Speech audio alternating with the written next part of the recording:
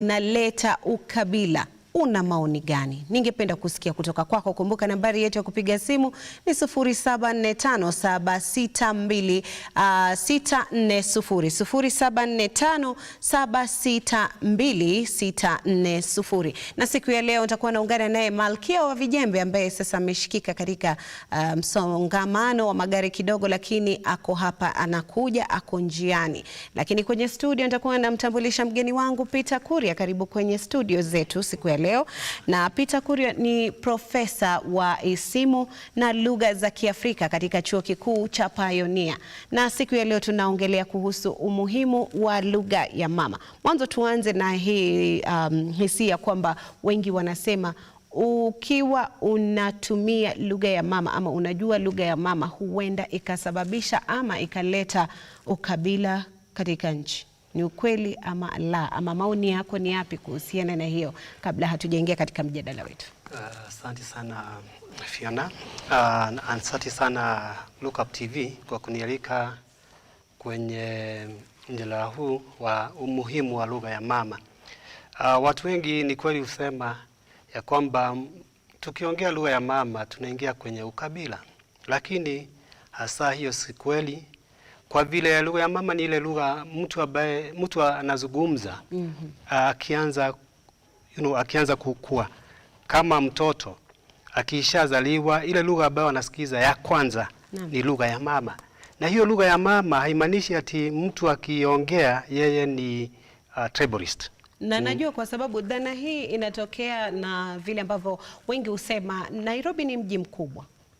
Na mji huu unapata asilimia kubwa ya wanaoishi katika mji huu ni jamii ya Wakikuyu. Na saa zingine hata mimi ishainifanyikia, unaingia kwa matatu na unaanza kuongeleshwa kwa lugha ya Kikuyu na unashangaa kwani huyu ameniona kwamba mimi ni kutoka katika lugha hiyo. Na labda dhana hiyo ndio imeleta haya mambo ya kusema kwamba sana sana lugha ya mama itafanya mtu aseme huyu ni Mkikuyu mwenzangu, huyu ni Mgiriama mwenzangu, huyu ni Mbaluya mwenzangu. Sijui maoni yako. Hiyo ni kweli inafanyika.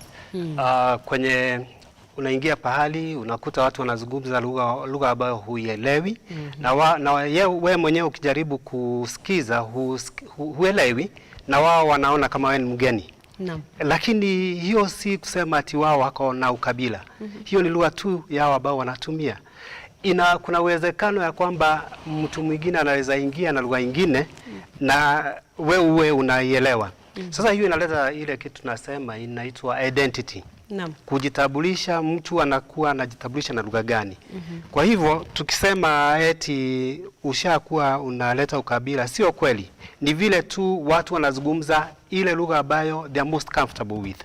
And the language that you are most comfortable with is your mother tongue, is your first language. So hatuwezi sema ati huo ni ukabila, because there are many reasons that make people speak in their first language. I believe we are going to talk about that. Yes. Na labda tukiuliza swali lile ambalo tumeweza kuliuliza hata pale mtandaoni.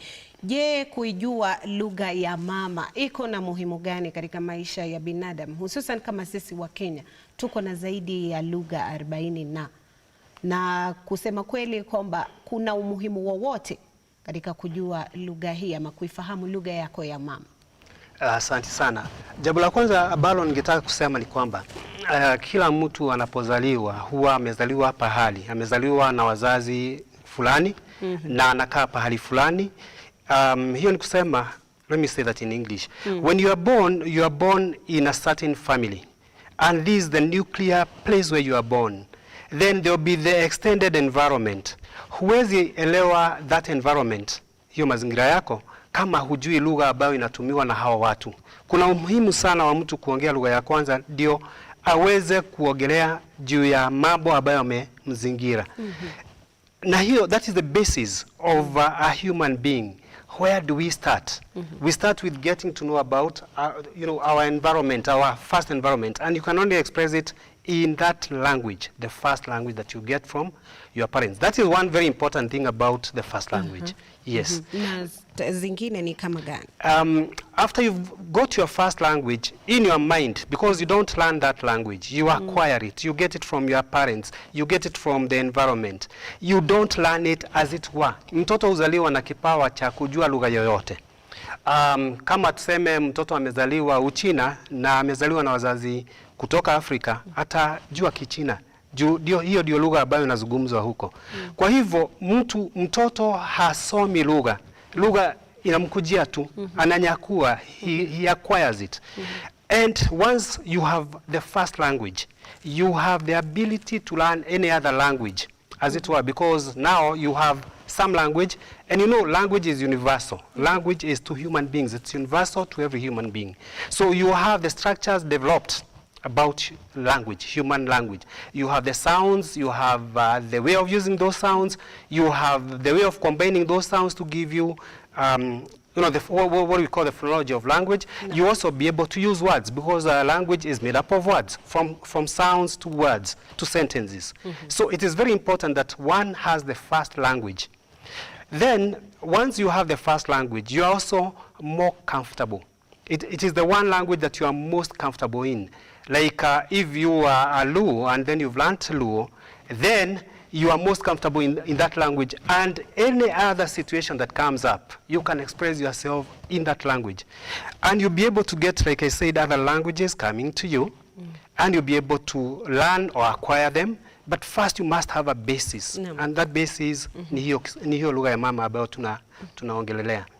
Yes. Na tukiongelelea pia kuhusu vyuo vikuu, maana sana sana pia unaona kwamba vijana wengi ambao huenda katika vyuo vikuu wanaenda kufanya kozi ama degree ambazo ni za mambo labda ya uhandisi, mambo ya wanahabari na mambo. Je, kuna vijana ambao huja katika vyuo vikuu kama vile wewe ni profesa na unafanya mambo na lugha za Kiafrika? Je, kuna vijana ambao huja kujisajili kutaka kusoma ama kusomea kozi ambazo ni za lugha ya mama? Alright, hiyo ni swali nzuri sana. Unajua vile education system yetu imetengenezwa, hatuna ile about tunaweza sema watu wanakuja kusoma lugha zetu, lugha za mama. Lakini kwenye lugha ambazo wanasoma, tuseme wanasoma Kiswahili, Kiingereza, Kifaransa, kuna hiyo sehemu ya lugha ambao kama unaelewa lugha utasoma lugha zetu hapa. Na kwa hivyo tunaona kama for example kama mtu anafanya Kiingereza, he must also do a bit of Kiswahili in that, in what we call looking at other languages and their structures. So it is not essentially that they will come to learn the our local languages, but when they come, they also learn those languages inside linguistics, because at university you don't just learn, say, Kiswahili, French and so on, or English. You learn English, a bit of it, and then a lot of linguistics. And this is where now the learning of those other languages comes in. But at higher levels, watu wakiendelea na masomo, wakifanya masters, mtu ana that opportunity ya kusoma na awe a specialist in the area, the language that they want. For example, well, my area happens to be my first language, which is Gikuyu, and I'm very much interested in that because I know a lot of people are interested in our languages, as it were. I have many friends who are doing Kipsigis, they are doing Thoruo, they are doing all the languages we have in our country. But you need the basis. And the basis will come in with getting to know what we have in Kiswahili, what we have in English, so that you can also get to look at your first language. What is there in your first language that you can talk about?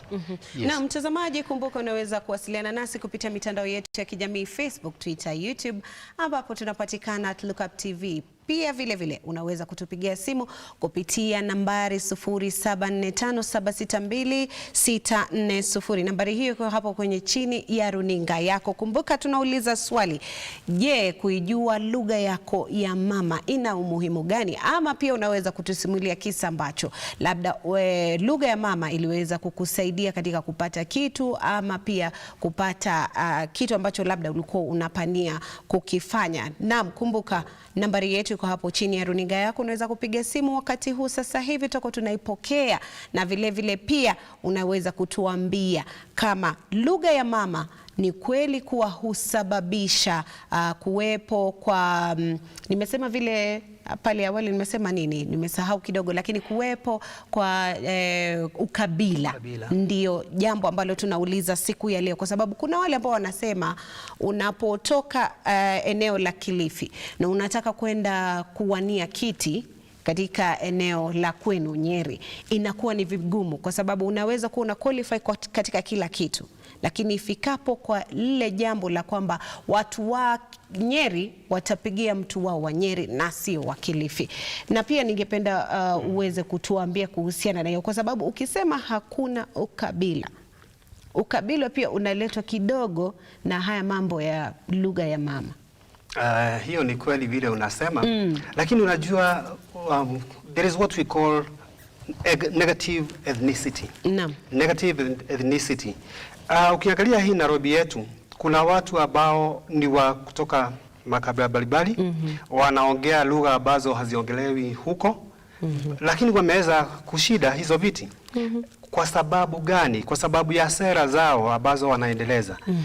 Unataka kusema watu watakupigia kura kwa sababu umeuza sera nzuri, au kwa sababu wewe ni wa kwao?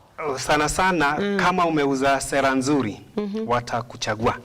And I think I want to give this very small example of somebody in, I think it is Kasarani area, Wedani area, who was elected as an MCA. And the majority of the people there speak Kikuyu, but he was not a Kikuyu. I would also want to give the example of the big politicians, okay, the top cream politicians. When they're able to sell their views, whatever it is they're selling to the people, watu wanaweza kuwachagua. Na wakati huo hawachagui mtu wao. Kwa mfano, when we elected the president, His Excellency Ruto, he does not come from all the tribes. He comes from one tribe, but all the people elected him. Why was that so?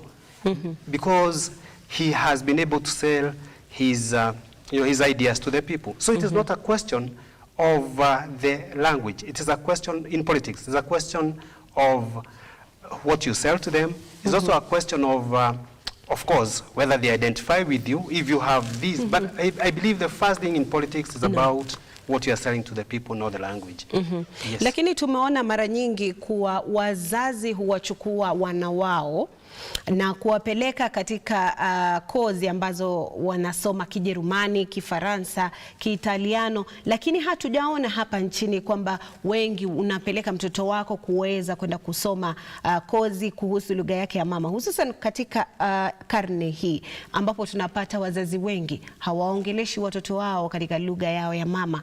Unapata anamuongelesha katika lugha ya Kimombo ama Kiingereza. Na hapo umesema ukweli. Watu wanapeleka watoto wao kusoma hizo lugha, Kijerumani, Spanish and so on. Presently, I believe the system has realized that we are going wrong. And that is why we have in the CBC, we have the teaching of our vernacular languages in school. In fact, they've said that from, I think, right from grade 1, watoto huwa wanasoma hivyo. Wakifika wakifanya mitihani ya grade 6 wanaendelea na grade 7 kwenye hiyo lugha. So we have the opportunity ya kusoma hizo lugha kwenye junior secondary, senior secondary mpaka university. Sasa wanakuwa specialist. Lakini ile kitu ambao sisi hatuelewi wazazi wengi ni kwamba kuna opportunities mingi sana kwa hizi lugha zetu. Unakuta mtu, tuseme kwa mfano mtu ameenda kuishi huko Giriama, yeye anajua Kikuyu, kuna Wakikuyu huko, wanaweza kupatia kazi kwa vile wewe utakuwa unatafsiria lugha hii ambayo inaongelewa huko. So there are these opportunities. Kuna opportunities za kuandika. Ukiandika na lugha ya mama, Kuna watu ambao wanapenda lugha zao na watasoma hizo vitabu. Lakini vile ilivyo tunaangalia kwenye the whole world. No. That is why we are going to maybe German, because we think it is more it's better, it's more appropriate in the whole world. But if we look at our languages and then we are able to do like the Germans did with their language, we sell them, then we can also get very far. I know right now South Africa are doing Kiswahili in their universities. No. And hii imefanyika juu ya nini? Imefanyika juu watu wanaelewa Kiswahili inaweza kuwa lugha ya muhimu ulimwenguni. And it can be the same with our languages, our other languages apart from Kiswahili, and we can sell them. I know people who teach Gikuyu in the UK. I know people who are teaching Gikuyu in the USA. So ni kumaanisha ya kwamba, going a little bit back, language is a very important resource. No. It is one of the most important resources in the human life. And whichever language it is, no language is more important than the other. So whichever language it is, we can use it to get other resources from other people. Ni vile tu si tunaona Kiingereza, tunaona Kifransa, and with that colonial mind, that hawa ndio wanaongea vizuri sana. Tukiweza kuongea lugha zetu, we shall be much better than there. Labda unaona ni wakati ambapo serikali inapaswa kukumbatia mfumo huu ambao tunakuwa na masomo kuanzia shule za chekechea. Kwa sasa mimi kama nimetoka kaunti ya Kilifi naweza kusoma lugha ya mama ambayo labda sijaifahamu vizuri. Kama umetoka kaunti ya Nyeri, sawia. Oh yeah, that is how it should be. I remember way back we used to have teaching subjects in the lower classes in the language that is the local language. But because of the competition that came in later, because of exams, we wanted our children to speak English and English only. Lakini when you look at the intellectual development of a child, yule mtoto ambaye anajua lugha yake na amesoma lugha yake, amefunzwa na lugha yake, huwa anaelewa vizuri kushinda mtoto ambaye ameletewa Kiingereza ndio aelewe. So inaweza kuwa nzuri sana kama tungeweza kupatia watoto wetu mafunzo na lugha ya mama. Wanaelewa, wanajua. Another example I might give you is when you get into an accident, when somebody gets into an accident, the first thing they will say it in their mother tongue. If there is an accident, you'll not hear a lot of people saying, "Oh my Lord." They will say Gai Baba. They will say watasema hiyo na lugha ambayo wanaelewa. This is because the mother tongue is the first language and it's the one you can express yourself best. Your emotions, your needs, your desires, your loves, you can express them best in your mother tongue. And then everything else follows.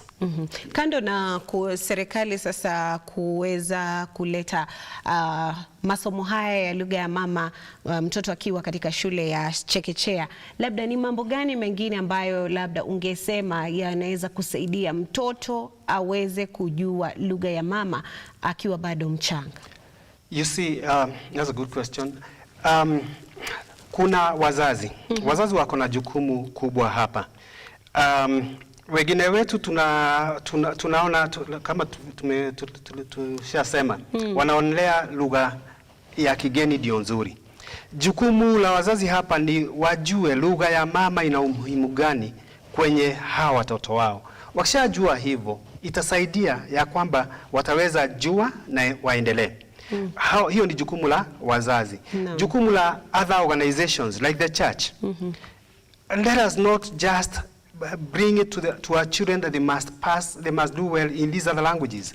Let them also shine in their languages. Mtoto kama anaweza kuandika shairi na lugha yake, aandike hilo shairi. Kama anaweza kuandika story na lugha ya mama, aandike. Na si tuwe tunamshangilia, tunaisoma, tunaipenda, hivyo tutaelekeza hiyo. Kuna vyama vingine vimetengenezwa, kwa mfano kuna group moja najua inaitwa Itweka. Kazi yao ni kuangalia vile wanaweza saidia watu na kuelewa Kikuyu yao. Hiyo ni ya Wakikuyu. Nadhani kuna zingine. We also have like the Bible translators. Kenya, I think they are called the Kenya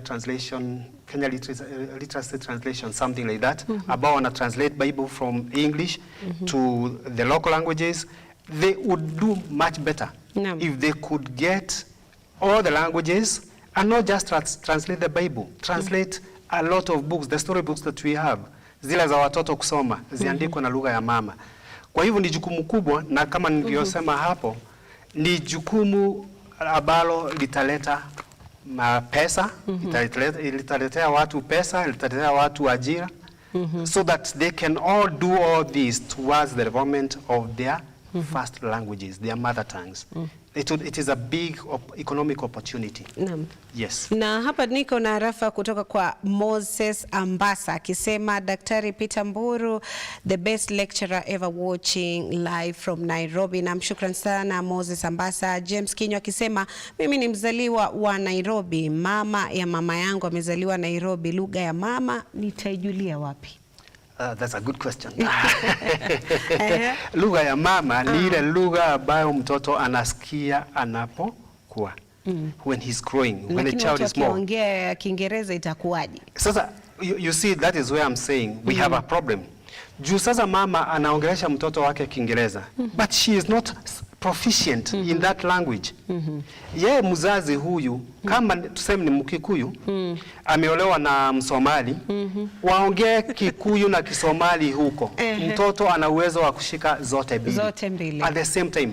And I believe, Fiona, because you've lived in this Nairobi, when you look at the children who live in the city estates, out there, they play in all the languages. But when they come back to the house, there is a language that is used in the house. So what it means is that children are able to pick all the languages that are given. The only thing is, sisi wazazi, tunaona sasa mtoto wetu hawezi ongea hii ama hii ingine. Lakini mtoto ana uwezo wa kuongea hizo lugha zote pamoja. Kwa hivyo, yule ambaye anasema grandmother alizaliwa Nairobi, yes, grandmother alizaliwa Nairobi, but alikuwa na first language yake. Na hiyo first language yake ndio angepitia watoto wake. Na watoto wake wampatie huyo their first language, because they have a first language. The problem we have again is we have Sheng. Now Sheng is a mixture of many languages. It's a mixture of many languages. Na ikifika pahali watu wanakataa kuongea Sheng. Unajikuta unataka kuongea Sheng lakini ni kama hueleweki ukienda huko outside the city. And with age again, and you know, Sheng changes every day. Every day. So it is something that is transient. But if it was something that was for sure and well established, we would have our children even learn, acquire that Sheng, and it be their first language. There's nothing wrong with that, because a language can change. We can also get new languages, and new languages can develop, like what we call the Creoles and Pidgins of West Africa and some other places. We can develop Pidgins, we can develop Creoles, but of course, labda kwa mtazamaji mwenye haelewi Pidgin, Creoles ni nini? Pidgin ni lugha ambayo watu wamekutana, hawaelewani kwa lugha. Lakini wamekuja na lugha yao. Wewe umekuja na lugha yako, mimi nimekuja na lugha yangu, but we have something that we need to do, especially trade. So if you are selling things to me, unaniuzia kitu, there will be maybe just one word that you use and that I can pick. Pengine unasema sukari, unanionyesha that sukari. Then I'll be able to know that anytime I come to you and say sukari, I'll get that. So hiyo ni Pidgin, ni lugha ambayo haina maneno mingi sana, ni lugha ya watu wakikutana, contact language, na ni lugha ambayo haina structures nzuri. Sasa hiyo Pidgin ikiendelea hivyo, tuseme umekuja all the way from like the English, vile walikuja Kenya. Wamekuja, wameongea yao, tumeongea yetu, tushaelewana kidogo. Kama kuna watoto ambao watazaliwa ambao their mother tongue, their first language itakuwa sasa hiyo, sio ile ya mama, sio ile ya hawa wengine, ni hiyo Pidgin. Sasa hiyo Pidgin itakuwa imedevelop ikawa Creole. Ni sawa. Natumai pia mtazamaji ameweza kupata mawili matatu. Kwa sasa namuona Malkia wa Vijembe akiweza kuingia katika upande ule mwingine wa studio. Tutakuwa tunachukua mapumziko kidogo. Mtazamaji, kumbuka nambari yetu ya kupiga ni 0745762640. Nambari hiyo unaweza kutupigia simu uweze kuchangia katika mada ya siku ya leo. ambao tunaongelea kuhusu umuhimu wa lugha ya mama. Pia vile kwenye mitandao yetu ya kijamii, Facebook, Twitter, YouTube, tunapatikana @Lookuptv. Kwa sasa wacha nimeze mate kidogo na nikimkaribisha mwenzangu Malkia wa Vijembe.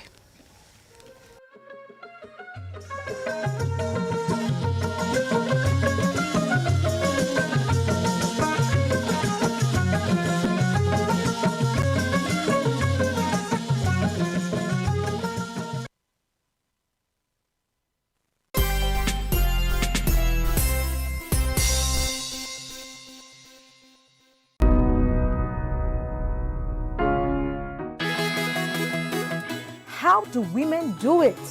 Will the real superheroes please stand up? Welcome to the best show on all things women. You can.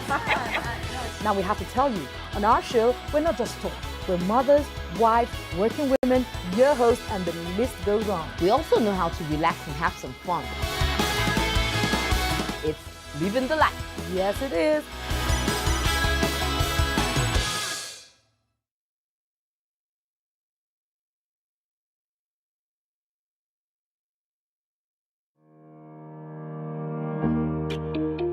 Hi, and welcome to Tujenge Home. Your #1 show when it comes to all things architecture, real estate, property development, interior design.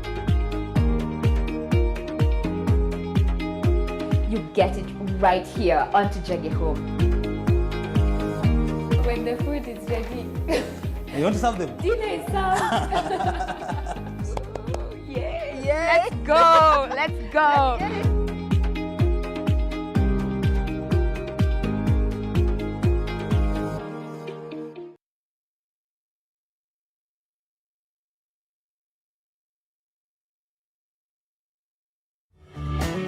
Beautiful, wonderful, glorious. We are having the show that we share entitled Shepherd Voice. I'm waiting for you to get me to Kenya. That's what I'm waiting for you. God is the source of every blessings that flow into your life. And I know that God is going to bless you and to do a new thing. Pray.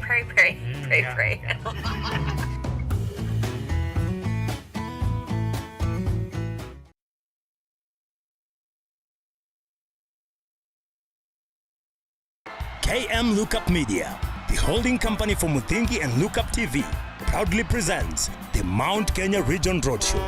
It's time to mark your calendars because from June 26 to July 1st, 2023, we are bringing the excitement to Kiambu, Murang'a, Kirinyaga, Embu, Meru, Laikipia, Nyeri, Nyandarua, and Nakuru counties. Are you ready to be a part of an electrifying TV roadshow? Join us as we embark on a thrilling journey through the magnificent Mount Kenya region. Lookuptv and Muthingi TV are hitting the road. We are coming straight to your towns. But that's not all. We are not just bringing you TV. We are bringing you an unforgettable experience. Enjoy your favorite comedians like Njoro wa Ukulima ni Mali, Marafiki, among others, live performances, and get a chance to meet your favorite TV personalities right in your own town. To our sponsors and partners, book your slot for the greatest brand experience and conversions. To book this fast-moving opportunity, call 0110-430-158 or email sales@lookuptv.co.ke. Get ready to be swept off your feet as we bring the magic of television to your doorstep. Let the TV adventure begin.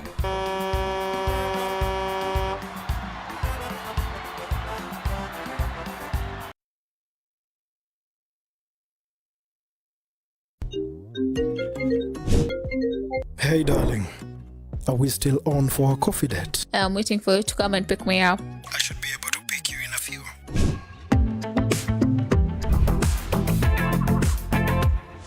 It's a coffee yogurt date? It's not just a yogurt, it's royal coffee yogurt.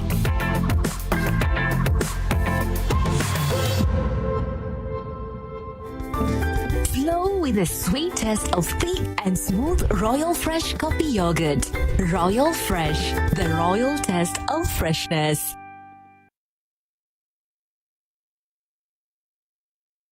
Why Malindi? Any idea why the A-list celebrities, politicians choose Malindi as a destination? Is it the sandy, spotless white beaches, the rhythmic, relaxing oceanic waves, or is it the great potential investment opportunity that Malindi has to offer? Dark Balance, we are here with a variety of projects from as low as 99,000 shillings. You get an eighth of an acre with ready title deeds. Book your plot today with only 35,000 shillings and get a free return air ticket. Be the next investor in Malindi with Dark Balance. Call us now on 0740 888 111 or 0740 888 222.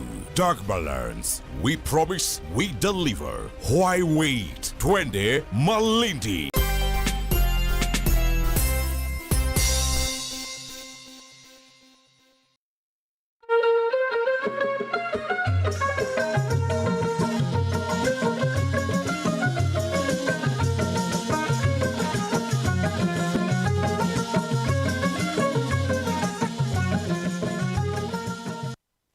Karibu tena mtazamaji kwenye kipindi cha Jamii na Itikadi. Naitwa Pheona Kenga, aliyekaa kando yangu ni Peter Kuria ambaye ni profesa wa isimu na lugha za Kiafrika katika chuo kikuu cha Pioneer, na tuko naye sasa Malkia wa Vijembe ambaye amewasili, amesema amefika. Amefika. Haya, karibuni kwenye show tena. Na siku ya leo kama vile tulikuwa tumesema tunaongelea kuhusu umuhimu wa lugha ya mama. Lakini nitaanza na wewe Malkia. Malkia ameniambia niwapatie homework, lakini si homework kwa sababu ningependa mpige simu kupitia nambari 0745764640. Malkia, umesema tuambie nini?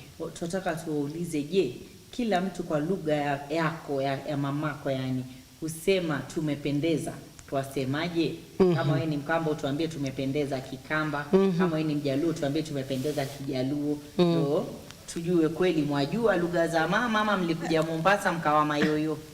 Haya, sawa. Kumbuka mnaweza pia kuwasiliana nasi kupitia mitandao yetu ya kijamii, Facebook, Twitter, YouTube, ambapo tunapatikana @Lookuptv. Lakini nambari ya simu iko hapo kwenye runinga yako. Hivyo basi piga simu hiyo sasa hivi, wakati huu utakuwa tunaisikiza. Malkia, tunauliza, je, kujua lugha ya mama imechangia katika ukabila? Ni swali ambalo nilikuwa nimemuuliza Peter hapo awali, lakini ningependa pia kusikia maoni yako. Imechangia. Kwa upande wangu mimi naona imechangia. Sauti. Kwa sababu kuna mahali utakwenda. Ukifika hivi, mimi hata vishainifanyikia kabisa. Recently tusitasema, lakini ni ofisi ya serikali. Nikafika na nikakaa pale. Na nilikuwa nimeenda kuchukua documents za kiserikali. Kumejaa. Alafu baadaye nikaulizwa umesaidiwa? Nikasema sijasaidiwa. Ngojeni. Alafu kukaja tu mwanamke pale akasimama, akamwona yule askari ambaye alikuwa yuwapitisha watu. Akamsalimia Kikwao. Wakaongea, ijapokuwa sikuelewa Kikwao, lakini yeye alitupata pale na alishikwa mkono na akaenda ndani. So, kujua saa zingine kwa kuwasaidia. Kuna wakati pale tulikuwa tumeona katika mitandao kwamba unafaa kujua lugha fulani, na sitaitaja kwa sababu ama kwa madhumuni ya show hii ya Jamii na Itikadi, kwamba ni lazima ujue lugha hiyo ndio uweze kupata kazi ya serikali.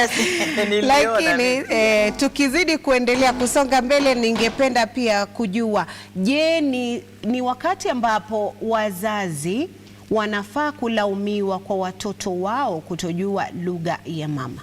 Sasa mimi sidhani kama waweza laumiwa. Kama kwa mfano nijiambie mimi mwenyewe. Mimi ni Mkamba.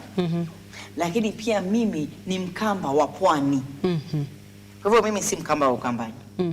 Mimi ni Mkamba wa Pwani. Nimelelewa katika mazingira ya Kimijikenda. mambo mengi, najua mambo mengi ya Kimijikenda kushinda vile ninavyojua mambo ya Kikamba. Kikamba kuongea najua, lakini ajabu ni kuwa nikiongea na Wakamba hawa huku wao waniambia ongea Kiswahili, manake hicho chako si Kikamba, nikigiria maana tukuelewi. So Kikamba changu kimechanganyika. Je, mtu kama mimi ambaye already ni mchanganyiko, nimeolewa na Mkalenjin. Huyu mwanangu ambaki wapi? Labda ni swali utauliza Peter. That one is very interesting. Like I mentioned somewhere before, I said language helps you express your culture. So you use Kikamba to express your culture, not the Kamba culture, but the culture that you have grown up in. The environment that you grow up in, if you're able to express yourself in Kikamba, then that is your first language. And you're able to express what is around you. You don't express what is done in Kambaland. You express what is done in that area, that place, that small area where you come from. So we wouldn't say that the parents are wrong. Wazazi ni wakulaumiwa. Hapa hatuwalaumu at this point. Juu mzazi alienda huko with their own reasons, got married there. And when love comes, it comes with many things. But where you grow up, the language you get either from the caretaker, from the mother who is usually the caretaker. Sasa mtoto anafaa kujua lugha gani ya kwanza? Atajua Kikamba ama atajua Kikalenjin? Who is with the child most of the time? That is the language that is the mother tongue. Kwa hivyo, yes.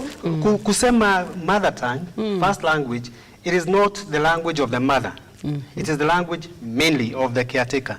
We call it mother tongue because this is the language mothers used to speak with their children. But now where the mothers, they are working. So mother tongue does not really mean the mother's language. It means the language of the caretaker who is with the child as the child grows up. Kwa hivyo hii lugha ya mama huwa si ya kufundishwa, ni ya kunyakua. Like I said, ni ya kunyakua. Mtoto, in English we use the word acquisition. Katika huu unyakuaji. Unyakuzi. Unyakuzi. Mimi nimeandika mfanyikazi Mluya. Mume wangu ni Mkalenjin. Mimi ni Mkamba. Hapa katika unyakuzi tutaongea kivipi? Hiyo nilikuwa nimesema na nitaongea tena niseme hivi. Atanyakua ya Kijakazi kwa sababu sasa Kijakazi anachukua muda mwingi na ule mtoto. Lakini ujue muda mwingi sisi twazungumza tukiwa watatu. Lakini lugha ambayo itatushikanisha sisi watatu manake sote tunatoka kwa Kiswahili. Kiswahili. Lakini huyo mtoto most of the time ako na nani? Whoever is with the child. Lakini huyu hapa nyumbani haongei Kiluya pia, akishindana mtoto anaongea Kiswahili. Basi mtoto atachukua Kiswahili. Juu that is the language that is spoken there. Lakini nishaona incident kama mimi ishanifanyikia kabisa. Mtoto wangu wa tatu. Mtoto wangu wa tatu nilipomzaa hata sijui vilikuwaje. Kwa sababu mimi naongea Kiswahili, maana mimi ni Mpwani. Nikiongea na babake naongea Kiswahili. Pale nyumbani tuongea Kiswahili. Lakini huyu mtoto kwa sababu nisizozijua mimi hakuwaijua hicho Kiswahili. Alikuwa tu akijua Kizungu hata kabla aende shule. So hichi Kizungu kilitoka wapi? Na msichana kazi yuongea na sisi Kiswahili, tuongea Kiswahili. Yaani pale nyumbani hiyo wakati nikimzaa nilikuwa niko na msichana kazi ambaye ni wa kutoka kwetu, ambaye tuongea Kiswahili na saa zingine tukiswitch tuongea Kikamba. Alafu tukiongea cross tuongea Kiswahili. Lakini huyu hakunyakua. That one is a very interesting case because I think that one would need some research because there's no way a child will acquire another language that is different from what is spoken there. The fact of the matter is that a child will acquire all the languages that are spoken there. Kama mnaongea Kiswahili, Kiluya, Kikalenjin kwa nyumba, atazipata zote. Lakini lugha nyingine haiwezi ikaja. We are not programmed as human beings, we are programmed to receive any language that is spoken, but not outside. Labda tuseme ndoa za mseto kama ndoa ambayo wanajaribu kutuambia ambapo umeolewa na kabila lingine, lakini pia unapata pia mume pia katika familia yenye amekuja ama amelelewa pia katika familia kama mseto. Sasa unapata ule mtoto anafika mahali hawezi kujieleza katika lugha moja. Ndo nasema kwamba labda hii intermarriage ama ndoa za mseto inachangia ama ni changamoto kubwa katika mtoto kujua lugha ya mama. Mimi hapo hatuwezi elewana ya kwamba huyu mtoto hatapata lugha ya mama. Juu kuna ile lugha ambayo iko dominant in that setting. Na mtoto atapata hiyo lugha. Ile kitu tunaweza sema hapa ni ya kwamba kuna uwezekano wa lugha zingine kufa. Juu nobody speaks them in that house. Like the Kamba and the Kalenjin, if you speak Kalenjin more, then there is a possibility that this child will acquire Kamba and not Kalenjin. See? And that hiyo inachangia kifo cha that one other language. Hiyo naweza sema. Lakini lugha nyingine kuja hapo, huyo mtoto lazima awe there was a place where alikuwa anapata hiyo lugha nyingine. Swali langu lingine ni wasema mtoto atapik ile atanyakua. Mimi kwa mfano mimi nimeolewa na Mkalenjin na nataka watoto wangu ongee Kikalenjin, si ndio? Na nimezaa tuseme sasa hivi tu assume nimezaa mtoto mmoja na huo nimemwaza ongee Kikalenjin. Mzee wangu akiingia na mimi ni Mkamba, akifika yake anza kuongea Kalenjin hata kama sielewi, ni sawa? Ongee tu Mkambe ongea peke yake, lakini faida kubwa tutataka huyu ashike lugha. If he can talk Kikalenjin to the child will pick it. The child will pick it. Like I said, let me explain that. Kwa Kiswahili tumezaliwa na setting ambayo wewe ukiwa binadamu, ukiwa mchanga, kabla haujafikisha miaka 16 hivi, unaweza kuchukua lugha yeyote.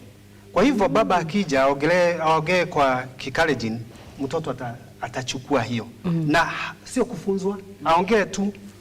Juu hata wa mama hamfunzi mtoto ati hii inaitwa hivi, hii inaitwa hivi. Hata wewe hukubuki. Kwa hivyo huyo mtoto kama anaongeleshwa hiyo ataijua, atakuja ijua, lakini lazima awe na mtu wa kuongea naye. Lakini mimi kwa upande mwingine kidogo naona mbona tusiseme kwa mfano ukienda kama Ujerumani unapata hao wanaongea Kijerumani kama lugha yao moja hivi. Hapa Kenya mbona mimi nisiitwe tu Mkenya? Mbona niitwe Mgiriama, Mkisii? Ndo najaribu kusema kwa nini tusifanye hivyo sisi kama Waafrika? Tuko na lugha mseto, lugha tofauti na inafika mahali unajiuliza kwamba ni kweli hata kama hatutaki kusema ule ukweli ni kwamba lugha hizi pia zinaleta ukabila kama vile nimesema pale mapema. Na ndio maana hata zile identity card, vitambulisho, inapaswa pale kuandikwa huyu ni Mkenya. Haina mambo ya Mgiriama ametoka location gani, sijui sub location. Inachangia na haisaidii sana. Alafu ukabila pia waje. Kuna mimi nikikua nilikuwa nasikia mwanangu usije kuolewa na kabila fulani. Mwanangu usiwalewe na kabila fulani. Na ni huo kabila twatiwa akilini. Manake mimi nikikataliwa kuoa kabila fulani, nitataka kujua ubaya wao nini. Mbona wanikataza? Alafu pia kile kinyongo ama kile kiini ambacho nakataza kuambiwa kuolewa na hiyo kabila, nikiambiwa basi mimi nitakibeba pako kubwa. Mimi kuna kabila huwa na wajua ile mentality ya huko nyuma ya akili, wajua kina fulani wako hivi na fulani wako hivi. Lakini ni huko kunyakua unyakuzi unaleta shida.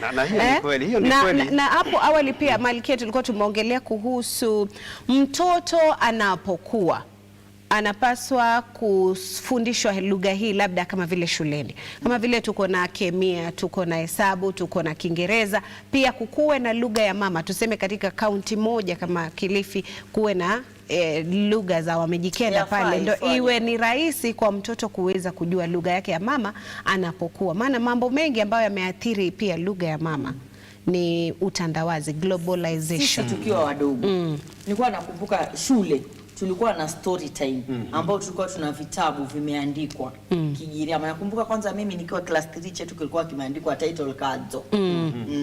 Kadzo. So hiyo story yote ya kuflow ilikuwa ni ya Kigiriama. Mambo haya yaliendaje? Na sielewi kwa nini mtazamaji wetu tumeweza kuuliza kwamba utasemaje kwamba tunapendeza katika lugha yenu. 0745762640 0745762640. Tungependa kusikia kutoka kwako wewe mtazamaji wetu. Ulikuwa unasemaje Malkia? Kitambo kulikuwa nao. Wakumbuka vitabu vilikuwa. Hata mimi nilisoma hizo, mimi nilisoma vitabu zilikuwa za mwandishi alikuwa anaitwa Fred K. Kago. Werute Goboma. Book 1, book 2, book 3. Hizo ndizo nilisoma nikiwa mchanga, nikiwa that young. Na they were good. Zilitusaidia kujua lugha yetu. Na lakini system ilipo change ya masomo. Tulipoanza 844 kulikuwa kuzuri kidogo. Lakini kuingia 844 competition ikawa kubwa sana. Kila mtu anataka apate the best grades, aende university ama apate the best job. So hii mambo ya lugha zetu ikawa imewekwa kado kado. Lakini saa hii vile government imesema, vile serikali imejaribu, imeleta mfumo wa CBC imeletwa tena so that we can study. Shikilia hapo, naambiwa tuko na simu. Hello Jamii na Itikadi, sema nasi. Hello. Sema nasi, hatumsikii mpigaji simu. Aya, tumempoteza na naarifiwa na mwelekezi wangu. Ulikuwa unasemaje? So nilikuwa nasema hii CBC vile imepangwa. Kuna nafasi ya mtoto kusoma na lugha yake kuanzia huko chini, aendeleze mpaka university. Ile kitu ambao hatuna saa huu, hatuna experts wa lugha zetu. Juu tukisema kwa mfano tukichukua Kikamba, kuna zile vitu ambazo mtu anastahili kufunzwa. Although anajua Kikamba, yeye anaweza ongea Kikamba, lakini kuna vitu ambazo anastahili kufunzwa. Hao watu ndio hatuna. Lakini juu tuna watu ambao ama labda wako, lakini labda wanapaswa kuwa wamehitimu kiwango fulani. Hiyo ni kweli. Especially walimu wa languages wanaweza fanya hiyo to a certain extent. So kama serikali inaweza look at it keenly, then we are able to do that. Tunaweza funza watoto wetu lugha hizo. Na ukisalia katika wazo hilo, labda ningependa pia kuuliza swali. Ni mambo gani ambayo yanachangia katika lugha ya mama kufifia ama kutoweka? Maana kuna lugha katika utafiti fulani ambao nimeweza kuona katika mtandao ni kuwa katika kila wiki mbili kuna lugha 100 ambazo, ama kuna lugha moja samahani, ambayo hutoweka katika ulimwengu mzima. Hiyo tunaita language death in linguistic circles. Na labda ni nini ambacho kinachangia? Mambo kadhaa inachangia. One of the things hizo tumemention hapa ni intermarriage. Tumeona kama huyu ameolewa na huyu, hawataweza kuzungumza lugha zote mbili. Watatumia pengine lugha nyingine. Wakitumia Kiswahili kusema Kikamba, Kikalejin zinafifia. Hiyo ni moja, intermarriages, they bring that. Kuna lugha moja kuwa imewekelewa maana sana kushida lugha zingine. Hiyo ni mambo ya serikali. Serikali nasema kama sasa ilivyokuwa, lazima mtu asome Kiingereza ndio apite. Na wakati mwingine huko nyuma kidogo hata Kiswahili haikuwa ati lazima ufanye kwa high school. So at that point ilikuwa ni watoto wanapoteza lugha zao. Juu wao wanasoma tu Kiingereza. That is another thing government policy. And again tukikumbuka during the colonial days, tumeambiwa wazungu wamekuja wametuambia lugha zao ndizo nzuri. So hata hiyo inaua lugha zetu za mama. Kuna lugha za biashara, the international languages. Kama watu wanaona ati hii language ndio nzuri, wanaacha zao, wanaendea hiyo. Kiitaliano, Kijerumani, ikija kama this time, this technology, computer and what have you. At this point, there is a risk to our languages. Juu language zetu hazina maneno ya computer and so on. So tukisahau lugha zetu tuende tu kwa computer, kwa that language, the current language, tutakuwa tumeacha lugha zetu, lakini tunaweza kuziweka kama tunajaribu kutafuta vile tunaweza eleza mambo ya computer and so on. Kama vile wamefanya Tanzania kwenye Kiswahili. Kiswahili chao unaanza na Kiswahili kabla ujue lugha zingine. Yes, so hiyo huwa inaua lugha. Of course kuna natural calamities like kama watu wako a certain place, they live in a certain place and then there is a natural disaster like an earthquake or a volcanic eruption. Watu wafe hao ambao wanazungumza hiyo lugha itakuwa imeisha hivyo. Itakuwa imeisha, lakini ni vizuri kusema ya kwamba mmoja akiponyoka labda alikuwa ameenda safari yeye anaweza kuwa, lakini the last remaining, if a language has the last one speaker remaining, then that language is actually dead, extinct. But generally, even as we speak right now, we are losing our languages. We are losing Kikamba, we are losing Kikuyu, we are losing all our languages and going to, I don't know where, we are going to other languages. Tutaanza kuongea labda Kiswahili na Kizungu. Kwa sababu hiyo ndio imekaa ni taswira ya sasa. Mimi naona pia tukiacha baadaye tutakuja kuwa na mambo mengi yatabadilika. Hivi vita vya baada ya kila tukipiga kura tukiinuka tupigana. Kabila zikiisha nao pia hivyo vita. Mambo ya kuwa wewe usimuoe fulani hata utoroka na pesa zako. Yataisha, maana sisi wote ni Waswahili na Waingereza. Fulani sijui huko wala watu yatakuisha. Mambo ya kuwa watu warusha mawe, mpige huyu ndio wakwetu na hata leta maendeleo yatakuisha. Tutaanza sasa kupata maendeleo, maana yake tutakuwa tupigia maendeleo kura, tupigii mtu wetu. Unajua lugha hupatia mtu identity. Lakini pia kama inatupatia identity, nataka pia kuuliza, kuna athari gani za kutojua lugha ya mama? Kuna athari kweli? Disadvantages. Ziko kama sasa wewe ni Mkamba, ndivyo umesema. Lakini ukienda Ukambani labda kwa kutafuta kura. Maana kule kwingine mimi wasioni kama kuna nini. Akiingia kwa Ukambani haeleweki. Anaambiwa wewe zungumza Kiswahili. Lakini hata nikienda kwa Wakalenjini sieleweki. Ndio, sasa ndio nasema in herself, in that person, you're not secure. In yourself. The confidence. Yes. Aje. Kivipi? Ukiingia sasa pahali ambao watu wanaongea hiyo lugha, unaongea Kiswahili, tuseme Kiswahili. You feel safe, you feel you belong there. Juu kila mtu anaongea na wewe unaongea na wanakufahamu. Ukiingia Ukambani sasa wewe you're not proficient in it.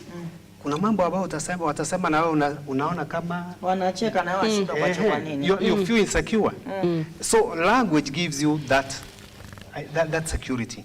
And if you miss it, you don't have that one. Na kwa sasa nitakuwa nauliza lile swali ambalo tumeweza kuuliza watazamaji. Labda wewe kama unaweza tuambia katika lugha zako zote mbili. Maana mbili zipi na ipi? Mbili kwa sababu umeolewa kwa Wakalenjin. Ya kwanza yako ni ile ya Kikamba, utuambie tunapendeza. Kwa Kikamba mnasemaje?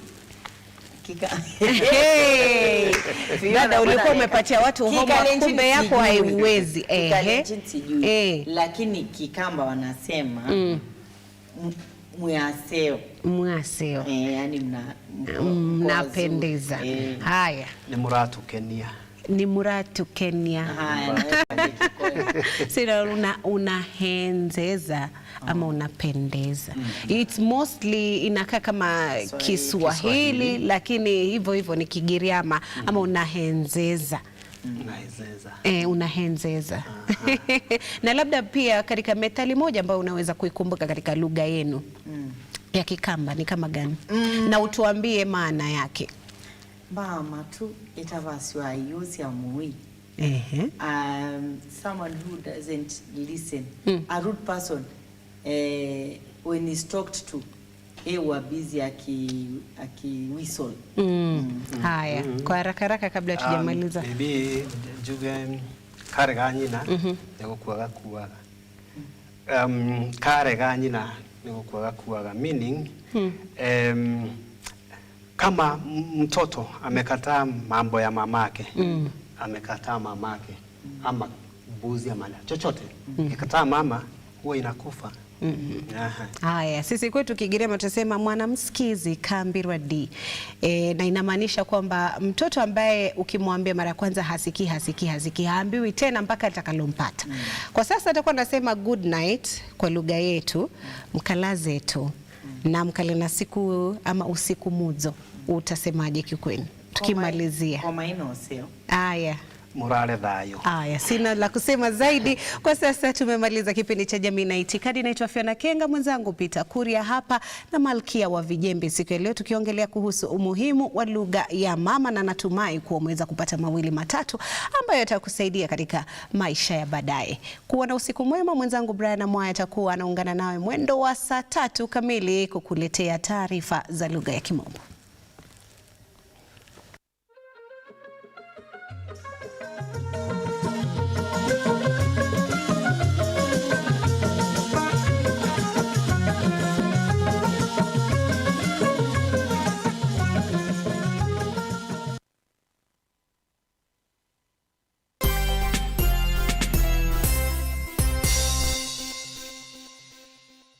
We as Novena United Circle are a society that is able to provide a platform for business startups by providing financial aid to members and creating a platform to accumulate their savings. We look for small